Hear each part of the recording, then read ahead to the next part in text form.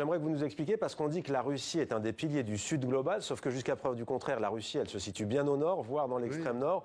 C'est quoi le Sud global et comment la Russie voit-elle ce concept? Alors, c'est une très bonne question parce que la question du Sud global, l'expression est contestée par les Russes. D'abord, géographiquement, ils ne sont pas dans le Sud, ils sont même dans l'extrême nord, jusqu'au cercle polaire. Mais ils trouvent, leurs géopoliticiens, que quand on les lit, ils estiment que l'expression Sud global donne une vision un peu trop sectaire et pas tout à fait opératoire de l'image qu'ils veulent donner du monde. Donc, ils remplacent la question de Sud global par la majorité mondiale. Ouais. C'est-à-dire qu'ils pensent qu'ils appartiennent à une majorité mondiale. Suivez mon regard, l'Occident n'est plus qu'un petit îlot, une minorité au sein de l'humanité. Voilà. Ils refusent l'expression Sud global pour celle de majorité mondiale, dont ils se perçoivent comme la sentinelle avancée. Et comment Donald Trump se positionne par rapport à cette notion de Sud global?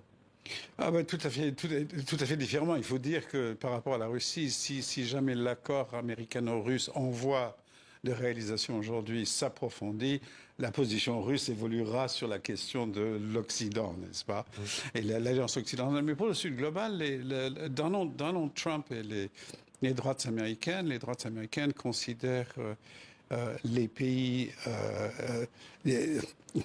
les pays d'Amérique latine, d'Amérique centrale, d'Afrique, etc., c'est-à-dire le Sud géographique, mais aussi le Sud socio-économique. Parce que le Sud global, en réalité, c'est une désignation d'une catégorisation hiérarchique socio-économique dans le monde, n'est-ce pas? Le Sud, avec des pays qui n'ont parfois rien à voir entre eux. Hein. Il y a l'Inde notamment, grande puissance, grande démocratie. Mais historiquement, la division entre pays développés, pays entre guillemets sous-développés, pays avancés, pays non avancés, barbares et civilisés, n'est-ce pas, au 19e siècle et au début du 20e siècle, ces distinctions-là aujourd'hui sont devenues autre chose. On parle du Sud global pour désigner la position socio-économique de pays dans l'ordre international, donc la hiérarchie socio-économique internationale.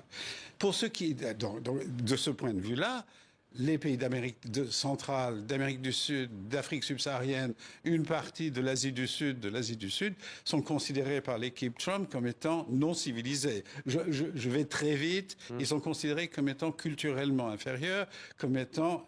Je cite Donald Trump parlant de l'Afrique subsaharienne tout entière lors d'une discussion en 2018 sur l'immigration aux États-Unis, parlant du Salvador, parlant de l'Afrique, le continent tout entier, n'est-ce pas, et d'autres pays du Sud global, comme des pays de merde, et demandant à son équipe de favoriser l'immigration vers les États-Unis, l'immigration de gens vers les États-Unis, de pays du nord de l'Europe et en particulier des Nordiques, c'est-à-dire les Norvégiens et autres. Donc on est là dans une vision de la race, n'est-ce pas? Il y a dans leur esprit, dans l'esprit des droites radicales américaines, de Trump lui-même, n'est-ce pas? Mais aussi des gens qui sont autour de lui, il y a une vision explicitement racialisée des relations entre guillemets nord-sud, n'est-ce pas? Y compris vis-à-vis du Mexique.